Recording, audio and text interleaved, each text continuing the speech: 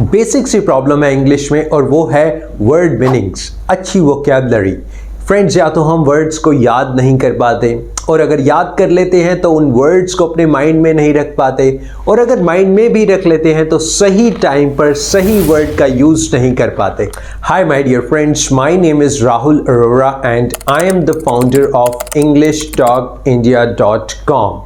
I have been facilitating for more than a decade और मेरे इस 10 साल से ऊपर के एक्सपीरियंस में मैंने बहुत सारे लोगों को ट्रेन किया है और आज मैं आपको बताता हूं कि आप अपनी वोकैबुलरी को कैसे रेज करें, आप वर्ड मीनिंग्स को अपने माइंड में कैसे रिटेन करें और सही टाइम पर सही वर्ड का यूज कैसे करें। तो मेरे इस वीडियो को एंड तक जरूर देखना, क्योंकि मैंने जो टिप्स और जो ट्रिक्स शेयर किए हैं उसी से आपकी वोकैबुलरी रेज होगी। याद करने से नहीं, वर्ड्स को याद करने से नहीं, बल्कि टिप्स एंड ट्रिक्स के थ्रू आप अच्छी वोकैबुलरी के मास्टर बन जाएंगे।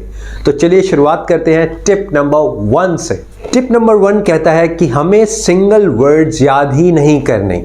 My dear friends, yes you must be surprised, हमें सिंगल वर्ड्स याद नहीं करने। अभी हम क्या करते हैं, मे बी हमारे पास एक नोटबुक है या कोई हमने डायरी बनाई हुई है जिसमें बहुत सारे वर्ड्स हैं, जैसे आपने लिखा गुड, अच्छा, बैड, बुरा, ऑनेस्ट, ईमानदार, एफिशिएंट, ऐसे करके आपने एक लिस्ट बनाई है और आप उसे याद करते हैं।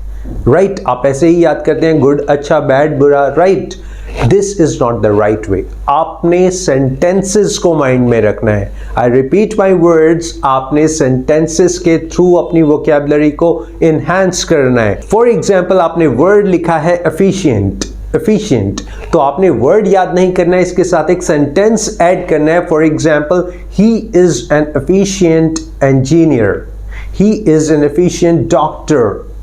राइट, ये तरीका होता है वर्ड मीनिंग्स को रिटेन करने का। सेकंड वर्ड लेते हैं, फॉर एग्जांपल आपने कोई वर्ड लिया है, आप अपने माइंड में सोचिए कोई भी वर्ड, बैल्ड, बैल्ड मीन्स गंजा।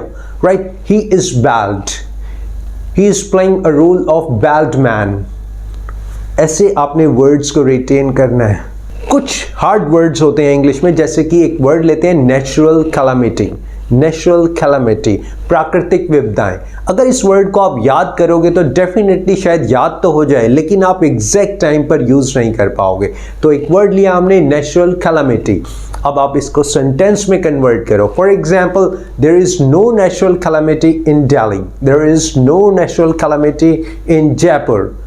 अब आपने क्या किया, आपने सेंटेंस को माइंड में बिठाया, आपने वर्ड याद नहीं किया, वर्ड तो ऑटोमेटिकली याद हुआ, लेकिन आपने माइंड में क्या बिठाया, सेंटेंस। फॉर एग्जांपल, अगर आप क्रिकेट लवर हैं तो बहुत सारे वर्ड्स आपने सुने होंगे, wow what an amazing shot, wow what an amazing shot, marvellous batting, outstanding cricketer. ये सेंटेंस हुआ, अमेजिंग वर्ड इसी में इंक्लूड हुआ। Sachin Tendulkar is an outstanding batsman.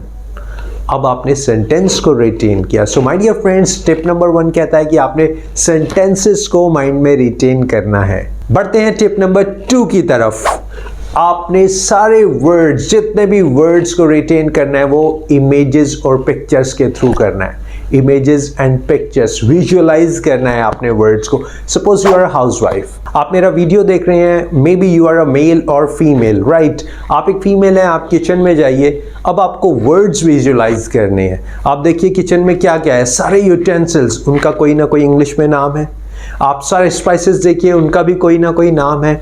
आपने इमेजेस क्रिएट करनी है। चलिए अब मैं आपको अपना एग्जांपल देता हूं। बचपन में मैंने कुछ वर्ड्स याद किए थे इमेजेस के थ्रू। नंबर 1 इमेज देखते हैं। ये इमेज देखिए, ये है हमारा राष्ट्र ध्वज, जिसका हम मान सम्मान करते हैं, इसे हम तिरंगा बोलते हैं। क्या आपको पता है तिरंगे की इंग्लिश क्या है? नहीं पता तो दिस इज योर होमवर्क। हमारे तिरंगे की इंग्लिश आप सर्च कीजिए। राइट, तिरंगा। अब उसमें कलर्स हैं।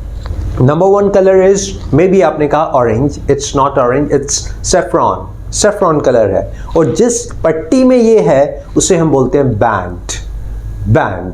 15 अगस्त 26 जनवरी को हमारे प्रधानमंत्री जी फहराते हैं। आपने देखा होगा वो पतली सी रस्सी खींचकर। अब उस फहराने की इंग्लिश क्या है? That is called hoist, hoist. तो अब एक तिरंगे झंडे से हमारे को 10 वर्ड्स मिल रहे हैं। अब आप उस इमेज को माइंड में रखेंगे, वर्ड्स को माइंड में रखेंगे। This is the rightest way, rightest way. एक और एग्जांपल लेते हैं, Mr. Amitabh Bachchan. Mr. Amitabh Bachchan, he's a versatile actor. Versatile. Versatile. He's tall and handsome.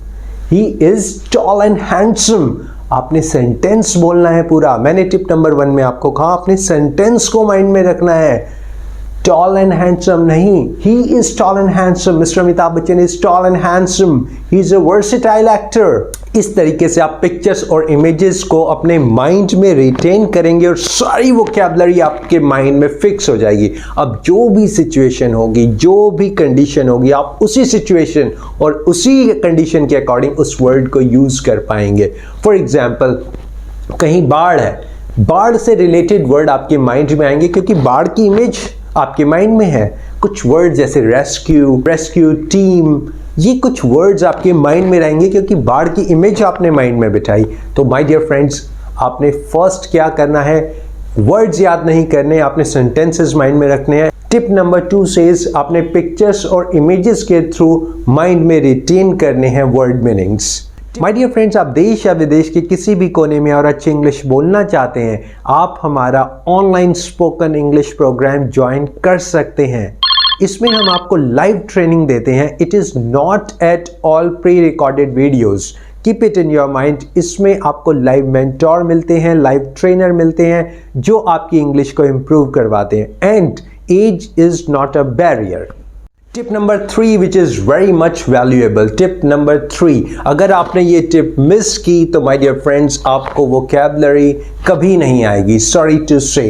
Tip number 3 मेरा कहता है कि do the revision. Do the revision. बहुत सारे स्टूडेंट्स एक नोटबुक बना लेते हैं और पता नहीं न्यूज़पेपर, यूट्यूब, मूवीज़ कहाँ से वर्ड्स लिख लेते हैं और वो लिखे ही रह जाते हैं. This is absolutely wrong. आप वर्ड्स को लिखिए, दिस इज वेरी राइट. साथ में सेंटेंस भी लिखिए उस वर्ड का, this is also very right. But do the revision. एक एग्जाम्पल लेते हैं. सपोज करिए आज आपने 5 वर्ड्स अपने माइंड में रिटेन किए, 5 सेंटेंसेस रिटेन किए. अब उसे आपने पूरा दिन रिवाइज करना है. अपने फ्रेंड्स के साथ यूज कीजिए, बॉस के साथ कीजिए, ऑफिस में कीजिए, घर पर कीजिए, बच्चों के साथ कीजिए. डिलिबरेटली कीजिए, जानबूझकर बार बार उस वर्ड को यूज कीजिए. राइट, ये है राइट वे. तो आज मैंने आपको 3 तरीके बताए हैं जिससे आप अपनी वोकैबुलरी को रेज करेंगे. मैंने कोई वर्ड नहीं बताया, मैंने वर्ड मीनिंग्स की लिस्ट नहीं दी, लेकिन एक ऐसा पावरफुल ट्रेजर दिया है जिससे आपकी वोकैबुलरी हमेशा रेज रहेगी. नंबर 1 टिप, आपने कभी सिंगल वर्ड्स को याद नहीं करना, आपने सेंटेंसेस के ऊपर फोकस करना है. नंबर 2, आपने इमेजेस और पिक्चर्स के थ्रू माइंड में वर्ड्स को रिटेन करना है. Number 3, the top most tip is do revision every time.